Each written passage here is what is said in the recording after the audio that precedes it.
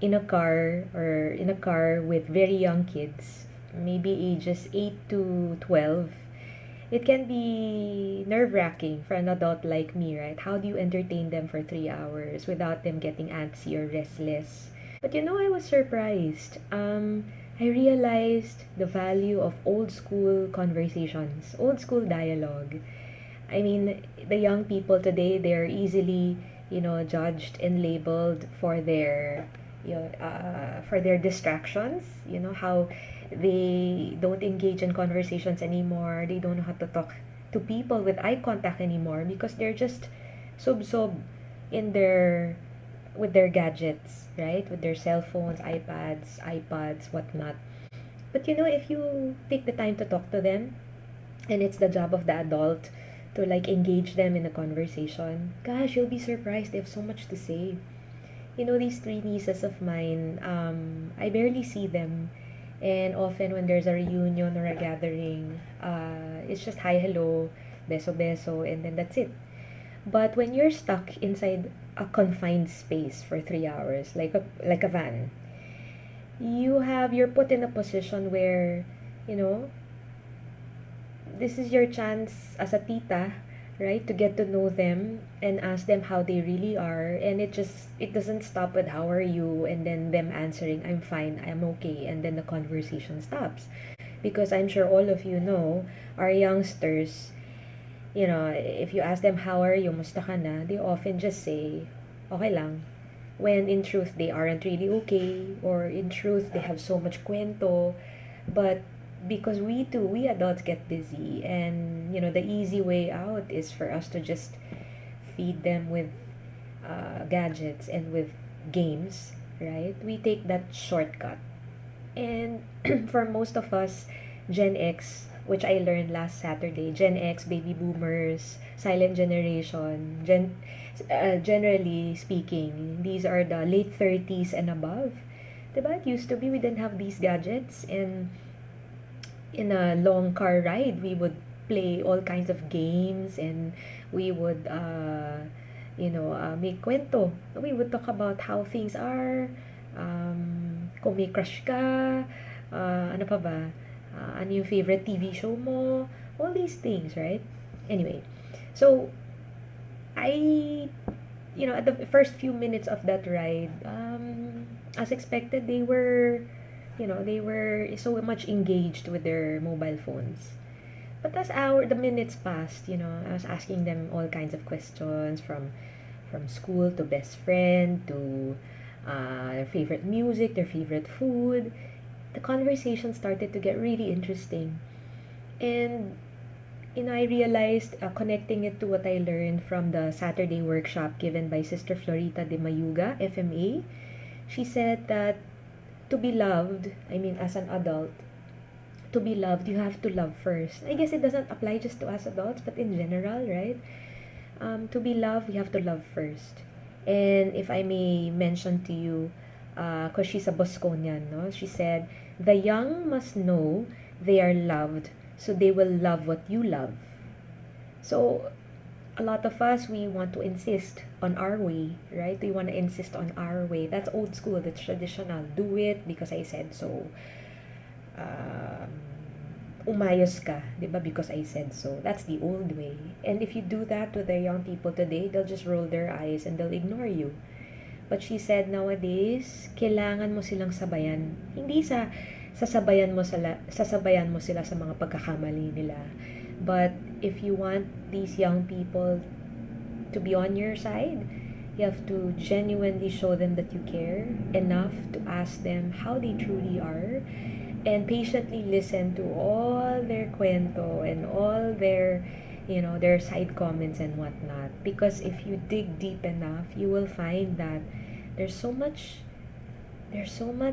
wealth, there's so much richness in the experiences that they're going through. And sometimes we just don't give them a chance to let it out and talk about it. To be loved, you have to love them first so that they'll eventually follow your sway. So it's a choice between insisting on your way and loving them enough that they will eventually choose to follow your sway without us imposing it on them.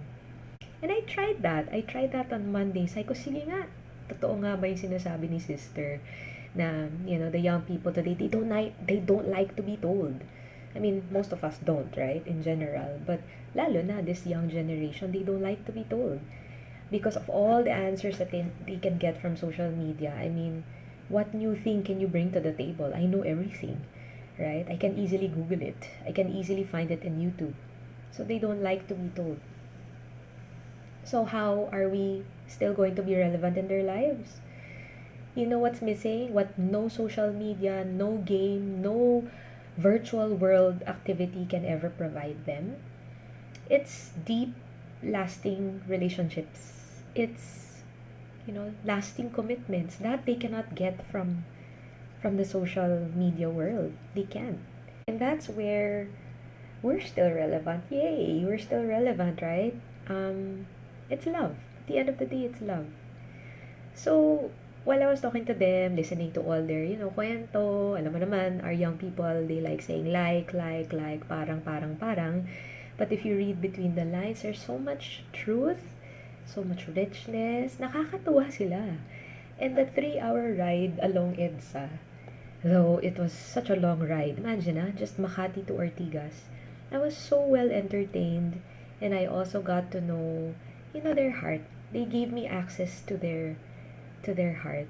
And that's the greatest gift any young person can give any of us, that they trust us enough with their stories, with their feelings, things that they don't often talk about in a reunion or a luncheon. And in fact, one of my nieces, whom again I mentioned, I don't see them often, no? And I'm not really close to them. I was so touched when she said, Tita, when am I gonna see you again? And this was what? Siguro mga 2.5 hours into the ride, 2 hours into the ride. It was already evening. And she said, Tita, when am I gonna see you again? I said, well, next time I'm in your Lola's house, or next time we have a reunion. And she goes, that's a long time from now.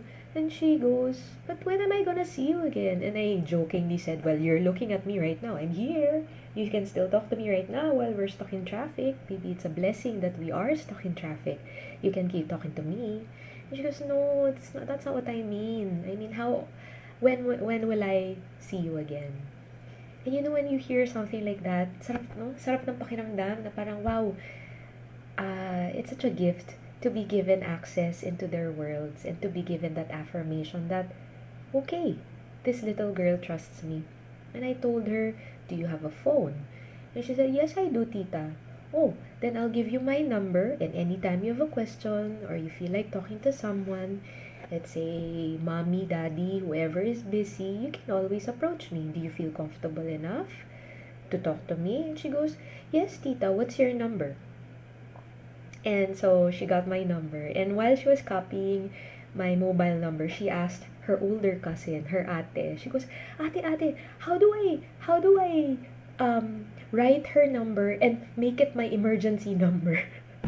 Diba?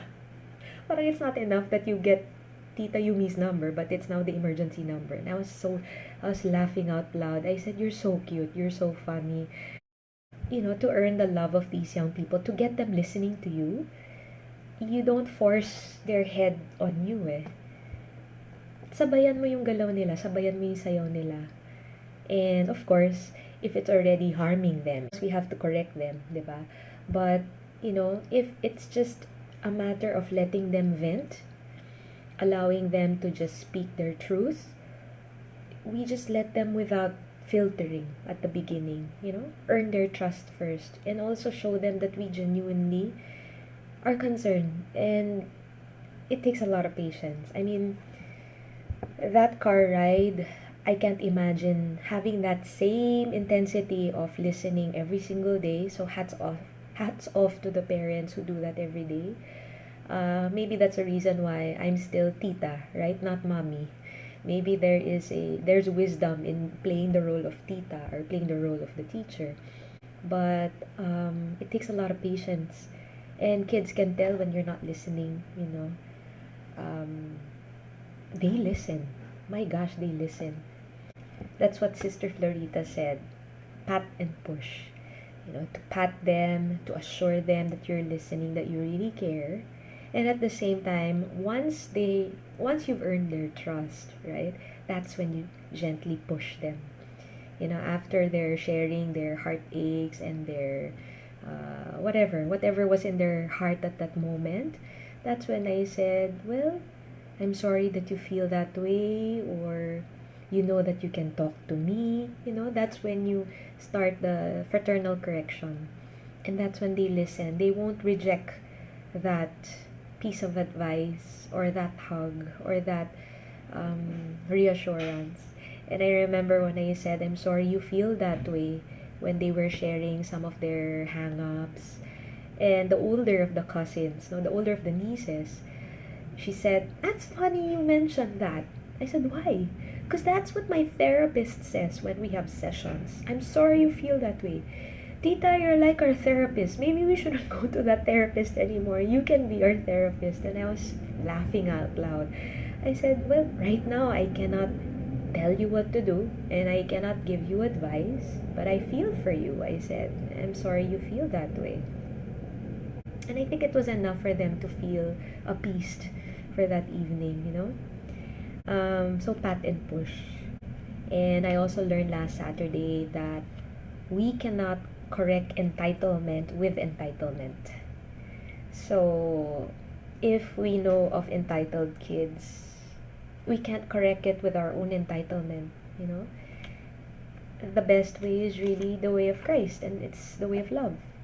And love is not easy. Love here is gentle, it's non-judgmental, and it's wise. So our approaching our young people today, because their neurons, right? Shing, shing, shing, shing, shing. The connections in their brain are so much shorter than it used to be, because everything's instant, instant gratification. Everything from downloading a program to value meals in McDonald's, everything is instant. So that thought process of being patient, that thought process of discerning has been cut short. So as the adults here, we are in a position to gently nudge them that sometimes they will not always get what they want, that they will lose, that they ought to feel how it feels to make mistakes and to fail and to be last. And it's so tempting for us to just scoop them in our arms and say everything's gonna be fine. It will, but it's also important for them to feel a little bit of that kirot, a little bit of that pain, and to assure them that we're there, right, in a non-judgmental, gentle way, that we can create a safe place for them to just be and not feel like they will be punished or they will be judged because of their weaknesses. We're reminded that these young people, they're young only once.